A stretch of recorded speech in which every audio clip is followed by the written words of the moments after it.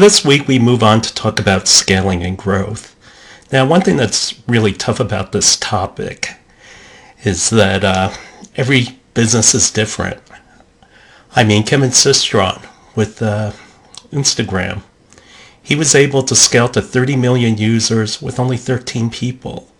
So by the same token, if you wanted to make a semiconductor facility that made 100 million parts a year, you'd need at least 700 people. So it all varies. But what this primarily has to do with, when you talk about scaling, you're talking about growth. And so we'll talk about scaling, how do corporations grow, and also digital growth. Why did Uber win the person-to-person ride-hail wars? I mean, there were 10 other companies out there. And what it came down to is they just out-executed everyone. That when it came to executing quickly with focus and being thorough, thinking about the customer experience, that's how they beat everyone else. The limits in scaling are, first of all, your capacity, how much can you actually produce, your human resources, what are the size of your market limits, what's the size of the bucket you're going after, do you have the capital to support it, and is it transferable, meaning what you create, can you scale it up into other businesses? And so these are the questions you have to be prepared to ask about, because these are the topic areas you will be asked about. Can Apple become the first trillion-dollar company? Well, if you look at through history, every decade, who's the overall largest company? And in the past, it's basically been car companies and oil companies. And as they've become more and more commoditized, and with, in particular, with competition, they've been dethroned by consumption. And if you look at technology companies, GE for many, many years, in the 1950s, 25% of all home products were GE. As you can see, and before it was traditionally IBM, and now it's Apple. I strongly suspect Google might supplant Apple. Is it possible to get infinite growth?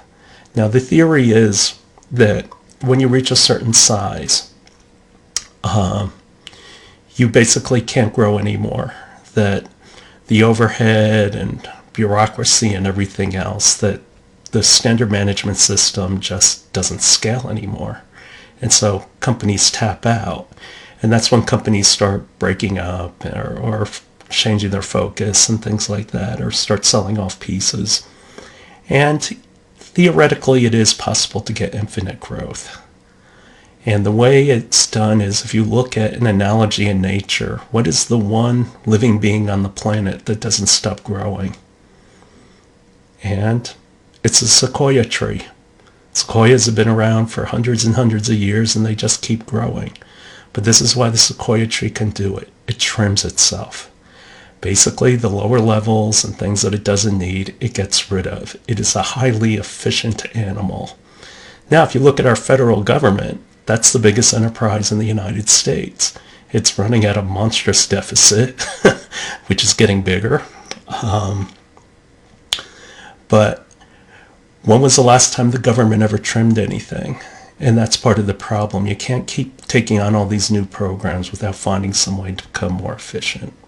Startups tend to go through 3 phases. And those phases are the early development, when you finally hit the knee. Then you hit the growing pains of going above the knee. And then in order to accelerate, you need new growth. The thing is, only 1 in 1,000 companies ever reaches 250 million in revenue, and far less than 1% ever reach $1 billion. So when you talk about all these billion-dollar companies, it's not that easy. These are the challenges for a startup that you have to think about. And when you're putting out a plan, these are the details that you have to tick through and think about, how am I going to handle it during growth? And what's happening is, you're no longer about an entrepreneurial company. You're about an operations focus. And this is why so many companies change CEOs, because you need the right CEO for the right circumstance. For example, Bob Noyce was a high energy guy. That's the guy who could get Intel off the ground. But in terms of starting to get growth, you need a more steady hand. You don't need the high energy guy. So they brought on Gordon Moore, and Gordon Moore got the company to grow steadily, basically get cash in the bank. But then the next step is you need that kind of chainsaw kind of guy who could really get on the company, and that was Andy Grove. And Andy Grove took the company to the greatest heights. I mean, when Grove left, Intel was worth $160 billion, and now I think today they're like 170. Well, with the market shooting up, I don't know where it's at now.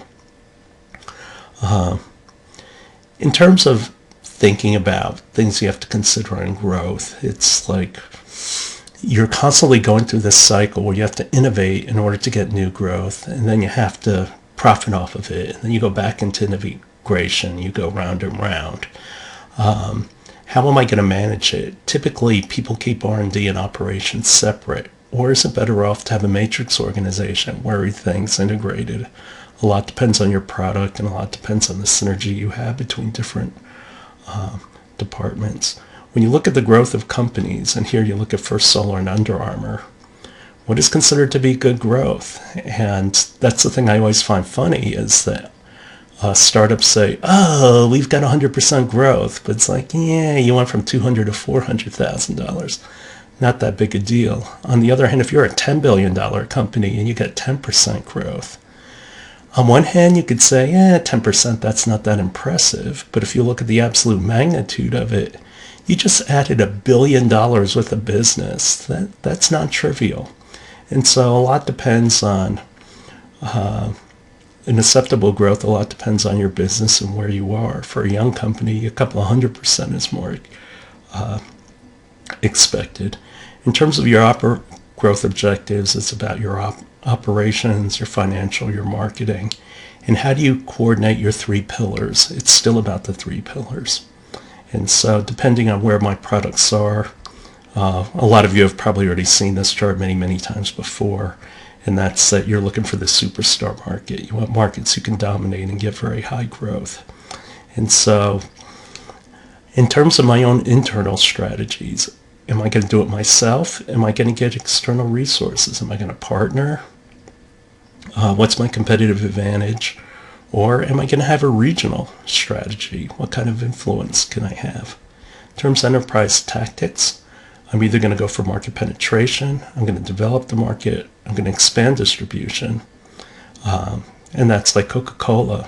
They're actually trying to put machines in homes. Or am I going to depend on erythromycin?